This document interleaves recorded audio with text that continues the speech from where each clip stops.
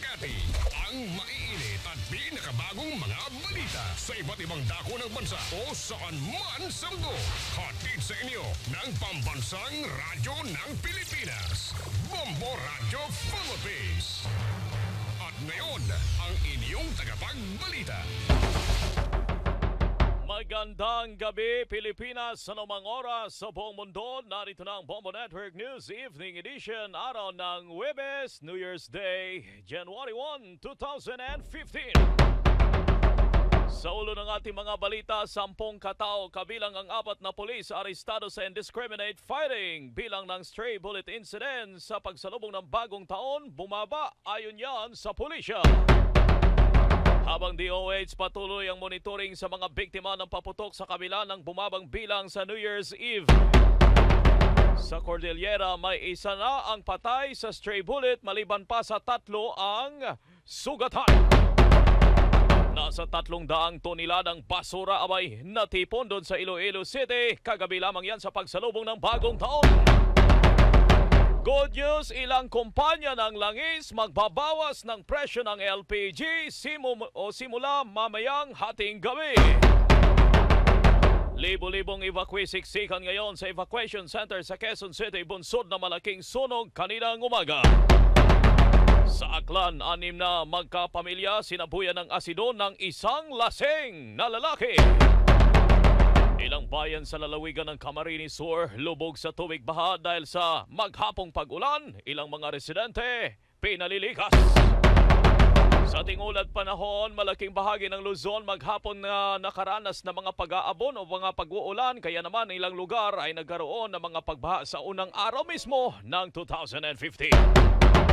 Sa international news, New Year's Eve stampede dun sa China na ikinamatay ng halos 40 katao dahil sa agawan ng peking pera. Black box nang bumagsak naman ng Air Asia plane, abutin pa raw ng 1 linggo bago makita. Samantala sa balitang sports, kasabay ng pagpasok ng bagong taon, Manny Pacquiao pinatitiyak kay Floyd Mayweather Jr. na ituloy ang kanilang laban sa darating na buwan ng Mayo.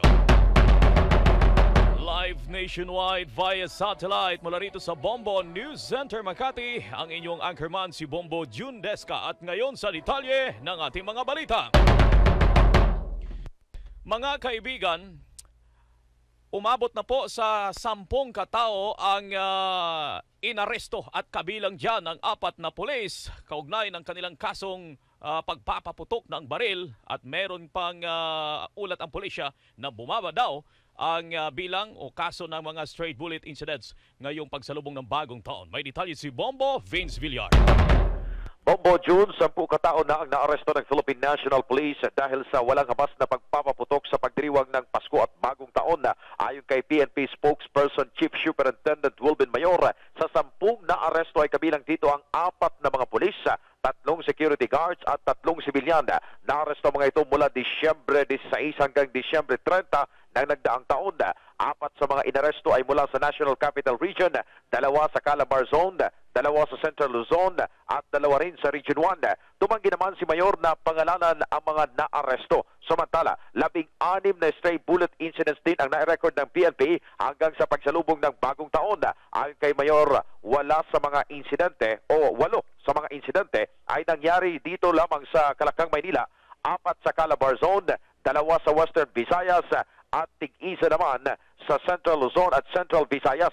Hindi naman binanggit kung may namatay sa naturang mga insidente, partikular na ang namatay na 11 anyos na bata doon sa lalawigan ng Abra. Una nang sinabi ni PNP Deputy Spokesperson Senior Superintendent Robert Poe na kung titignan ang trend ay bumaba ng 15% hanggang 20% ang kaso ng indiscriminate firing at stray bullet incident sa bansa ngayong taon, bagamat inaantay pa nila ang kabuuang report.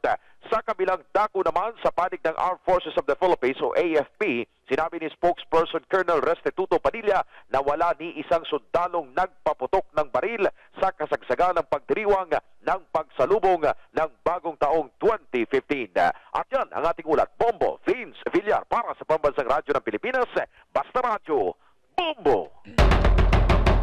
Ang Department of Health ay kanilang inulat na bumaba ang mga biktima ng paputok sa pagsalubong ng bagong taon ngayong taon na ito pero patuloy pa rin silang nakamonitor sa buong bansa sapagkat meron pang mga langilan na mabibiktima ng paputok na yan. May detalye si Bombo Kevin Fuentes. Inaasahan pa sa ngayon na posible pang madagdagan ng bagya sa mga darating na araw ang magiging bilang ng mga biktima ng firecracker-related injury sa Pilipinas ngayong bagong taon. Ayon sa naging payag ni Department of Health Acting Secretary Janet Garin, ilalabas nila sa Enero 6 ang opisyal na bilang ng mga naapektuhan ng paputok sa buong bansa. Nilinaw kasi ni Garin na may mga ospital pang hindi nakapag-ayos ng reports sa kabuuang bilang ng mga nabiktima ng paputok. Una nang iniulat ni Garin na bumaba ngayong taon ang bilang ng mga nasugatan sa paputok na umaabot lamang sa 351 katao na kung saan 39% ang itinapyas kung ikukumpara nung nakalipas na taon na umabot ng 578 cases. Binanggit ni Garin na ito na ang pinakamababang record ng DOH sa nakalipas na 5 taon. Hindi naman ito nakalimutang magpasalamat sa Philippine National Police at sa Department of Interior and Local Government dahil sa isinagawang malawakang campaign. Samantala, naitatala pa rin sa Metro Manila ang mataas na bilang ng biktima na may pinakamaraming fireworks-related injuries na umaabot sa 52 cases o 31%. 11% dito ay sa Region 1, 9% sa Region 4, 6% sa Region 3 at 5% sa Region 10. Bumaba naman ang bilang ng biktima na tinamaan ng ligaw na bala ngayong taon na mayroon lamang 3 katao kung ikukumpara sa 11 noong taong 2013. Idiniin din ito na ipagpapatuloy ng DOH ang kanilang monitoring sa mga napinsala o naging biktima ng mga paputok at stray bullets hanggang Enero 5. Para sa Bombo Network News, Bombo Kevin Fuentes nag-uulat para sa Pambansang Radyo ng Pilipinas. Basta Radio, Bombo! Sa Cordillera mga kaibigan, may isa na ang patay sa stray bullet doon maliban pa sa 3 sugatan. May detalye ang Bombo Radio Baguio. Patay ang isang menor de edad na babae ilang oras pa lang matapos sumapit ang bagong taon sa probinsya ng Abra dahil sa stray bullet habang sugatan ang 3 iba pa. Nakilalang biktima na si Josie Buenafe, 11 anyos at residente ng Tayom Abra kung saan nagtamo ito ng malubhang sugat sa ulo. Ayon kay Clark Dison mula sa DOH Cordillera, naitakbo sa Abra Provincial Hospital ang biktima alas 2 ng madaling araw habang inaalam nila ngayon ang detalye ng insidente. Nakilala naman ang 3 iba pa na sina Aaron Carlo Pabrua, 13 anyos, tubo ng San Ramon West, Manabu, Abra; Elmer Pondasan, 23 anyos, tubo ng Luna, Apayao; at si Santiago Danilo Longuden, 39 anyos, tubo ng Camp Dangwa, La Trinidad, Benguet. Samantala, aabot naman sa 39 na kaso ang naitala ng ahensya na firework-related injuries sa rehiyon kung saan 13 na kaso sa Abra, 6 sa Apayao, 8 sa lungsod ng Baguio, 6 sa Mountain Province, 1 sa Kalinga at 5 naman na kaso sa Ifugao. Nalungkot naman ang ahensya dahil sa pagkakatala ng mga nasabing kaso, lalo na ang pagkamatay ng bata sa Abra dahil noong nakarang taon ay walang kaso ng stray bullet sa rehiyon. Yan ang balita mula dito sa impilan ng Bombo Radio Baguio. Para sa Bombo Network News, Bombo William Lukson para sa Pambansang Radyo ng Pilipinas. Basta Radio, Bombo! Pamilya ng namatay sa stray bullet doon sa Ilocos Norte noong nakaraang taon pa ito pero hanggang ngayon ay sigaw pa rin nila ang hustisya. May follow-up report ang Bombo Radio Lawag. Hanggang sa ngayon ay sinisigaw pa rin ng pamilya ng 2 taong gulang na batang lalaki na namatay sa stray bullet noong bagong taon ng 2014 ang hustisya sa pagkamatay nito. Ayon kay Mrs. Aniceta Corpus, ina ng biktimang si Rance Angelo Corpus, na 1 taon na ang nakakalipas ngunit wala pang development sa kaso ng pagkamatay ng kanyang anak. Sinabi ni Mrs. Corpus na mas lalo lang nilang naramdaman ang sakit at pangungulila sa kanilang anak nang sumapit na naman ang bagong taon. Anya, hanggang sa ngayon ay hindi pa natukoy ng mga otoridad ang suspect o kaninong baril ang pinagmulan na ligaw na bala na tumama sa ulo ng bata habang mahimbing na natutulog sa sala ng kanilang bahay na dahilan ng kanyang kamatayan. Inamin ni Mrs. Corpus na tuming sasapit ang bagong taon ay hindi nito maiwasan ang malungkot at matakot dahil hindi pa niya natatanggap ang pagkawalan ng kanyang anak dahil sa ligaw na bala. Samantala, maswerteng walang tinamaan sa isang stray bullet na nahulog sa isang bakuran sa Barangay Kasili, lungsod ng Lawag pagsapit ng bagong taon. Ang stray bullet na pinaniniwalaang galing sa isang kalibre 45 na baril na tumama sa isang balde na puno ng tubig ay natagpuan ni Mrs. Mary Jane Alipio pagkagising nito kaninang umaga. Agad namang inireport ni Mrs. Alipio kay Barangay Kagawad Joseph Carino ang nakita nitong stray bullet at pagkatapos ay inireport din nila sa PNP Lawag para sa kaukulang investigasyon. Yan ang balita mula sa Bombo Radyo Lawag. Bombo Gina Cabosas nag-uulat para sa Pambansang Radyo ng Pilipinas. Basta Radyo Bombo. Mga kaibigan, alam nyo bang doon sa lungsod ng Iloilo, umabot sa 300 toneladang basura ang kanilang natipon sa kasabay ng pagsalubong ng bagong taon. May detalye ang Bombo Radio Iloilo. Kasabay ng pagpasok ng bagong taon, halos mapuno rin ng basura ang iba't ibang bahagi ng lungsod ng Iloilo, lalo na sa mga downtown at plaza. Kaya naman double time sa unang araw ng taon ng taga General Services Office o GSO sa paglilinis ng lungsod.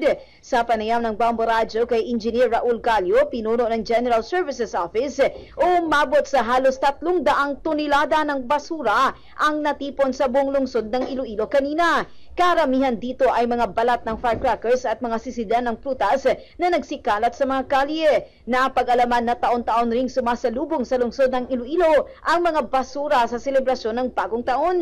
Bago magtanghali kanina, halos nalinis naman ang mga tauhan ng city government ang buong lungsod. Para sa Bombo Network News, mula sa Bombo Radyo Iloilo, Bombo Ani de la Cruz nag-uulat para sa Pambansang Radyo ng Pilipinas, Basta Radyo Bombo. Problema ngayon ng lokal na pamahalaan ng Quezon City ang libo-libong mga evacuees matapos masunog ang nasa 200 bahay sa Barangay Apolonio, Samson kaninang umaga sa naturang lungsod. Ayon kay Barangay Chairman Beth De Jesus, problema nila ngayon ang pagkain para sa mga biktima ng trahedya dahil bagamat may mga tumutulong ngunit hindi daw ready to eat ang mga ibinibigay na pagkain. Tinatayang nasa 4,000 pamilya ang apektado na naturang sunog na nagsimula pa kaninang pasado alas 6 ng umaga at naapula lamang ito bago magtanghali. Nabatid na umabot sa general alarm ang malaking sunog sa New Year's Day kung saan mahigit sa 100 fire trucks ang nagtulong-tulong para apulahin ang apoy. Sinasabing 3 ang bilang ng mga nasawi maliban pa sa bomberong naputulan ng daliri. Nasa 14 naman na sunog ang naitala ng Bureau of Fire Protection sa kasagsagaan ng pagsalubong ng bagong taon.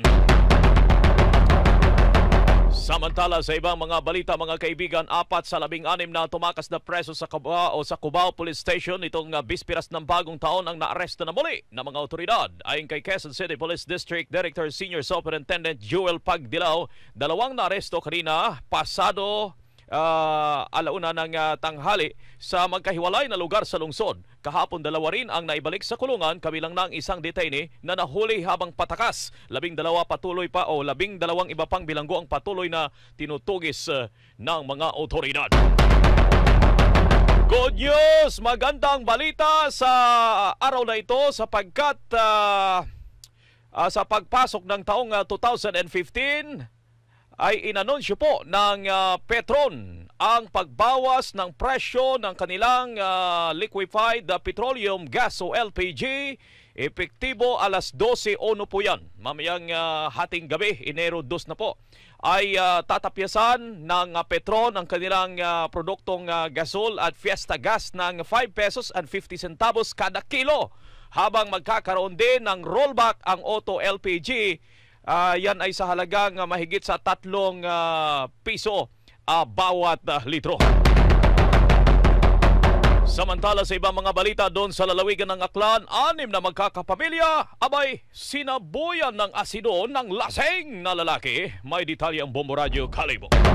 6 na katao ang sinabuyan ng paint remover matapos na magkaroon ng mainitang pagtatalo sa gitna ng kasiyahan at inuman ng magpamilya sa selebrasyon ng bagong taon sa Barangay New Buswang, Kalibo, Aklan. Personal na dumulog sa Kalibo PNP Station ang mag-asawang Rexon Tayco, 36 anyos, isang waiter, at Michelle Tayco, 35 anyos, kapwa residente na naturang lugar upang ireklamo ang suspect na si Marco Borbe, 26 anyos, nagtatrabaho bilang contractor painter at residente ng Barangay Linaban, Surbanga. Ang mag-asawang biktima kasama ang 4 na iba pang miyembro ng kanilang pamilya ay dinala sa Aklan Provincial Hospital dahil sa natamong chemical burn sa mukha, leeg, dibdib at iba pang bahagi ng katawan. Sa interview ng Bombo Radyo Kalibo, sinabi ni Michelle Tayco na habang nag-iinuman at nagkakasiyahan sa pagsalubong sa bagong taon ay nagkaroon umano ng mainitang pagtatalo ang kanyang asawang si Rexon at bayaw nitong si Marco matapos na maungkat ang dating alitan. Nang maawat ang dalawa sa pag-aaway ay bigla umanong umalis ang suspect at sa kanyang pagbalik ay may dala na itong tubo at tinangkang hampasin ang biktima. Ngunit nang ito ay makailag ay sinaboy niya ang dalang isang latang paint remover sa mga biktima. Kaagad namang naaresto ng mga pulis ang suspect sa isinagawang follow-up operation sa kanyang bahay. Handang magsampa ng kaukulang kaso ang pamilya Tayco laban sa suspect na hindi nakitaan ng anumang pagsisisi sa kanyang ginawa. Para sa Bombo Network News mula dito sa Bombo Radyo Kalibo, Bombo Andeslin Salazar nag-uulat para sa Pambansang Radyo ng Pilipinas, Basta Radyo, Bombo.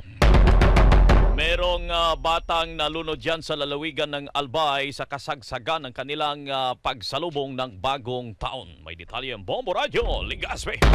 Isinasa ilalim na ngayon sa otopsiya ang bangkay ng isang binata na nalunod sa isang ilog sa lalawigan ng Albay. Kinilala ang biktima na si Noel Borromeo Jr. ng Barangay San Vicente, lungsod ng Tabaco. Una nga rito nang hingi ng pamilya ng biktima ang tulong ng mga otoridad matapos umanong mahulog sa ilog ang binata ilang oras bago ang pagsalubong sa bagong taon. Ayon naman sa PNP, isinasa ilalim na si Borromeo sa otopsiya para masiguro na walang foul play at aksidente lamang ang nangyari. Bago kasi umano ito ay nag-inuman ang biktima kasama ang mga kaibigan kung saan nanguha pa ng buko ang mga ito sa mga puno sa gilid ng ilog. Labis naman ngayon ang paghihinagpis ng pamilya ng biktima sa nangyari, lalo pa at bagong taon. Para sa Bombo Network News mula rito sa Bombo Radyo Legazpi, ito po si Bombo Miles Benitez para sa Pambansang Radyo ng Pilipinas sa Basta Radyo. Bombo! Ilang bayan dyan sa lalawigan ng Camarines Sur, binaha. May detalye ang Bombo Radyo Naga.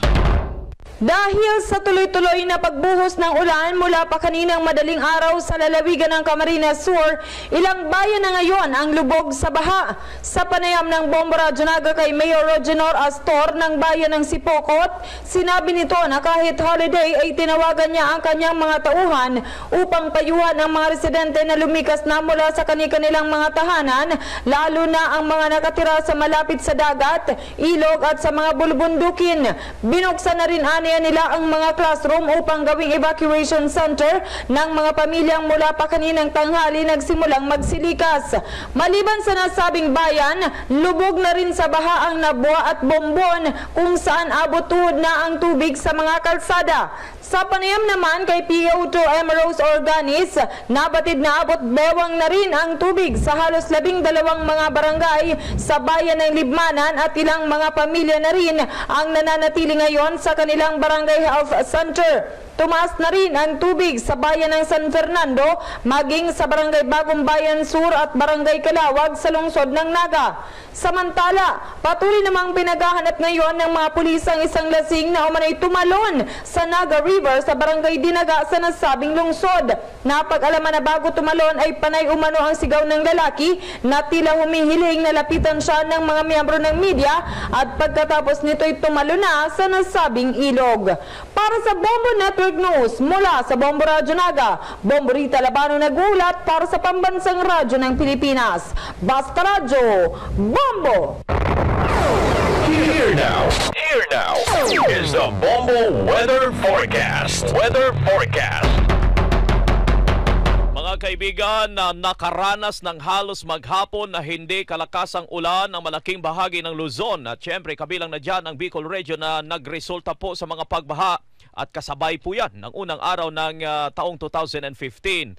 Ayon sa Pag-asa, hindi ito epekto ng bagyong Sesenyang na naging low pressure area kundi sa umiiral na tail end of the cold front. Batay sa satellite image ng Pag-asa, balot ng kaulapan ng Central, Southern Luzon, maging ang Bicol Region at dyan sa Palawan. Ito ang dahilan kung kaya't maghapon sa naturang mga lugar ay hindi nagpakita ang haring araw. Samantala nananatili pa rin ang LPA sa bahagi ng Palawan na huling natukoy sa layong 340 kilometro sa timog ng Puerto Princesa City, Palawan. Samantala, kaugnay ng balitang yan, 6 na flights ng eroplano ang kinansila ngayong araw dahil sa sama ng panahon sa Pilipinas. Ayon sa ulat ng Manila International Airport Authority, Kabilang sa mga kanseladong flights ang mga sumusunod. Ang 5J 521 at 522. Yan po ay may biyahe Manila-Naga, Manila. Ang 2P2265 at 2266. Yan ay may biyahe Manila-Naga pabalik din ng Maynila. At isa pa nilang biyahe ng PAL Express. Ang 2P2261 at 2262. Yan ay may biyahe din ng Manila-Naga, Manila. Sa ibang mga balita, 3 araw bago ang implementasyon ng taas pasahe sa Metro Rail Transit o MRT3, abay, nagka-aberya sa isang biyahe nito sa southbound malapit sa Ortigas Station ngayong hapon lamang dahil sa nasirang riles. Ayon sa driver ng naturang tren, na-detect na may pinsala ang riles kaya naman wala silang ibang dapat gawin kundi bumalik sa Santolan Station para na rin sa kaligtasan ng mga pasahero. Dahil dito marami sa mga pasahero ang uminit na naman ang ulo, subalit kaagad namang inanunsyo ng management na maaari pa nilang magamit ang nabiling ticket sa loob ng 3 araw matapos na mabili. Sinuspende na muna ang biyahe ng northbound at southbound mula sa Sio Boulevard hanggang sa North Avenue Station.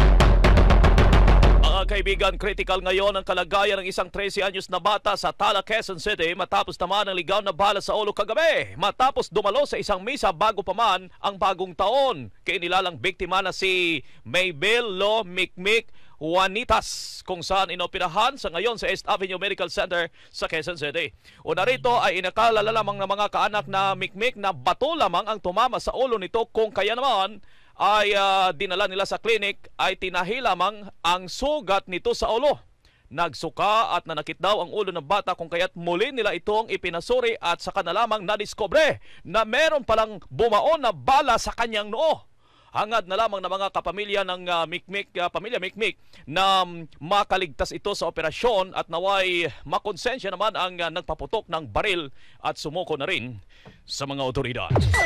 Bombo International News. Mga kaibigan, sa ating international news, New Year's Eve stampede dun sa China na ikinamatay ng halos 40 katao dahil sa agawan daw ng peking pera. At ang black box ng bumagsak na AirAsia plane, aabutin pa raw ng 1 linggo bago makita. May detalye lahat ng yan si Bombo Lizel Galan. Aabutin pa umano ng linggo ang paghahanap sa black box ng AirAsia Flight 8501 na bumagsak sa Java Sea. Ngayong araw ay nabigo ang mga divers na muling sumisid para hanapin ang wreckage ng eroplano bunsod ng masamang panahon. Nakatakdasan ng sisiri ng divers ang malaking debris na na-detect ng sonar sa ilalim ng dagat na pinaniniwala ang wreckage ng Flight 8501. Sinabi ni AirAsia CEO Tony Fernandez na umaasa siyang tama ang impormasyon ng multinational search team at matagpuan na nga ang eroplano. Pero ayon kay Tos Sanitioso ng National Committee for Transportation Safety ng Indonesia, kailangan munang matiyak ang lokasyon ng wreckage bago mahanap ang flight data recorder o black box. Hirap ang search team sa paghahanap sa AirAsia plane dahil sa napakalaking alon sa mga karagatan. Sa ngayon ay 7 mga bangkay na ang na-recover, kabilang ang isang flight attendant. Isinasa ilalim na sa forensic tests ang mga labi upang makilala ng kanilang pamilya. Sa kabilang dako, iniimbestigahan na ng China ang sanhi ng malagim na stampede kasabay ng selebrasyon sa pagsalubong sa bagong taon sa Shanghai. Ipinag-utos ni Chinese President Xi Jinping sa Shanghai na panagutin ang may kinalaman sa stampede. Ayon sa Shanghai government, posibleng ang agawan sa peking pera na inihahagis mula sa isang building ang sanhi ng stampede sa Qinyi Square. Napag-alaman na 36 katao ang nasawi sa insidente habang halos 50 ang sugatan. Sinabi ng ilang testigo na para umanong snow na umulan ang mga peking pera sanhi upang mag-unahan ang mga tao sa pagkuha at ang iba ay inapakan na ang nasaunahan. Nabati na kinansela na rin ang ilang events kaugnay sa pagsalubong sa 2015 kasunod ng trahedya dahil sa pangamba ng overcrowding. Bombo Lizal Galan para sa Pambansang Radyo ng Pilipinas. Basta Radio, Bombo! The State and Pastoral Visit of Pope Francis in the Philippines 2015 Update. Mabuhay ang Pilipinas. Pagpalang kasyon de Dios. God bless you.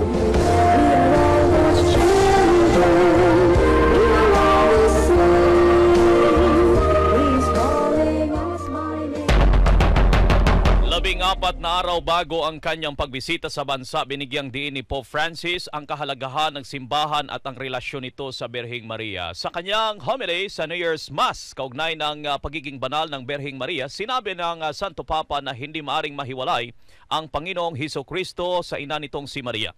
Katulad din niya ito sa Panginoon na hindi maaring mahiwalay sa motherhood ng simbahan. Dagdag pa ng Santo Papa na kung wala ang simbahan, ang pananampalataya ng mga tao ay isa lang abstract na filosofiya o doktrina. Kung wala rin anyang simbahan, ang relasyon ng tao sa Panginoon ay imahinasyon. Pakinggan po natin ang mensahe ng Santo Papa. E non si può capire la salvezza operata da Gesù. The Blessed Virgin is the woman of faith who made room for God in her heart and in her plans. That is why Jesus cannot be understood without his mother. Likewise, inseparable are Christ and the Church. The salvation accomplished by Jesus cannot be understood without appreciating the motherhood of the Church. The Pope stressed this again when he was speaking. One cannot understand Jesus without appreciating this motherhood of the Church. Tinig po yan mga kaibigan ni Pope Francis kasabay ng New Year's Mass dun mismo sa Vatican. Bombo Showbiz Balita. MMDA Chairman Tolentino idinepensa ang resulta ng Metro Manila Film Festival Awards. May detalye si Bombo Nes Kayabyab.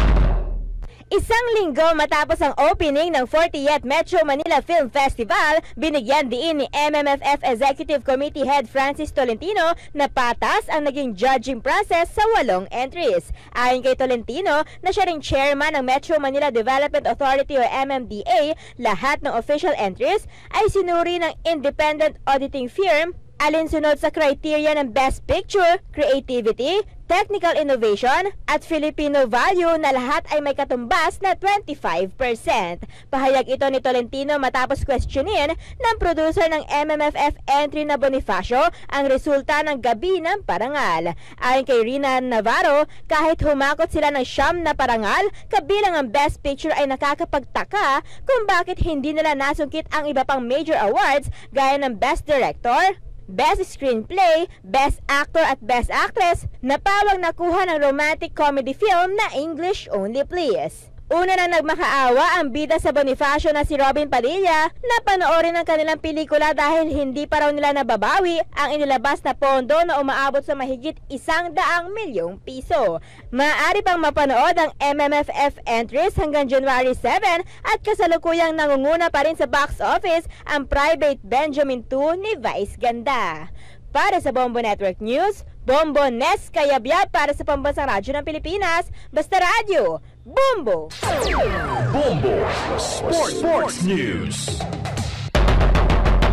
Sa boxing po ito, patuloy na kinokumbinsi ngayon ni 8th Division World Champion Manny Pacquiao si Floyd Mayweather Jr. na ituloy ang kanilang laban sa 2015, ang kaabang-abang nilang tinatawag na mega fight. Sa kakapasok lamang kasi na bagong taon ay nagpost sa kanyang social o Twitter account itong si Pacquiao at direktang nagbigay ng patutsada sa undefeated American boxer. Ayon sa Pinoy Ring Icon, sinabi nito na huwag nilang sayangin ang tsansa na sila ay magharap sa taong ito. O narito, matagal nang hinahamon ni Manny Pacquiao si Mayweather na sila'y maglaban. Kung maalala, kamakailan lamang ay sumagot naman si Mayweather sa isang interview sa Showtime na sila'y dapat maglaban na nga ni Manny Pacquiao sa May 2, 2015. Patuloy naman na umasa si Pacquiao na seryoso si Mayweather sa kanyang hamon sa May 2 na mas kilala bilang 5 de Mayo. Wala pa rin kasing negosasyon na nagaganap hanggang sa ngayon, sa kabila po yan na mga pahayag ni Mayweather. Luzon, Visayas, Mindanao, maging sa buong mundo, yan ang kabuuan ng ating mga balita dito sa Bombo Network News Evening Edition. Araw tayo ngayon ng Huwebes, New Year's Day, January 1, 2015. At muli sa ating mga headlines, 10 katao kabilang ang 4 na polis arestado sa indiscriminate firing bilang ng stray bullet incident sa pagsalubong ng bagong taon bumaba ayon yan sa PNP. Department of Health patuloy ang monitoring sa mga biktima ng paputok sa kabila ng bumabang bilang sa New Year's Eve. Sa Cordillera may isa ng patay sa stray bullet maliban pa sa 3 sugatan. Doon sa Iloilo, alam nyo bang umaabot sa 300 tonelada ng basura ang naipon sa New Year's Eve? Good news, ilang kumpanya ng langis magbabawas ng presyo sa kanilang LPG simula hating gabi mamaya. Libo-libong mga evacuee siksikan ngayon sa evacuation center sa Quezon City, bunsod na malaking sunog na naganap kaninang umaga. Sa Aklan mga kaibigan, merong 6 na magkakapamilya sinabuyan ng asido ng lasing na lalaki. Ilang bayan naman sa lalawigan ng Camarines Sur lubog sa tubig baha dahil sa maghapon na mga pag-ulan, mga residente pinalilikas. At sa unat panahon, malaking bahagi ng Luzon, maghapon nga na nakaranas ng mga pag-ulan. Hindi kami nakakita ng sikat ng haring araw nito maghapon sa unang araw po yan ng taong 2015. Sa international news, New Year's Eve stampede doon sa China na ikinamatay ng 40 katao dahil daw sa agawan ng peking pera. Samantala, ang black box ng bumagsak na Air Asia plane aabutin pa raw ng 1 linggo bago makita sa karagatan. Balitang sports kasabay ng pagpasok ng bagong taon, Manny Pacquiao pinatitiyak kay Floyd Mayweather Jr. na matuloy ang kanilang laban sa darating na buwan ng Mayo. Para sa mga latest pang impormasyon, maaari niyong buksan ang official website ng Bombo Radio Philippines at www.bomboradio.com. Exclusive video sa live video streaming ng Bombo Network News alas 7 ng umaga, alas 12 ng tanghali at alas 6 ng gabi, Lunes hanggang sa Sabado. At maaari niyo rin kaming sundan sa Twitter at Bombo Radio News o like kami sa Facebook, facebook.com/Bombo Radio Philippines. At live nationwide via satellite mula rito sa Bombo News Center, Makati, ang inyong anchorman, si Bombo Jundesca, para sa Pambansang Radyo ng Pilipinas. Basta Radyo, Bombo! Inyong napakinggan ang may init at pinakabagong mga balita sa Bombo Network News. Live simulcast nationwide mula sa Bombo News Center, Makati. Hatid sa inyo ng Pambansang Radyo ng Pilipinas. Bombo Radio Philippines. Hanggang sa muli. Basta Radio Bombo!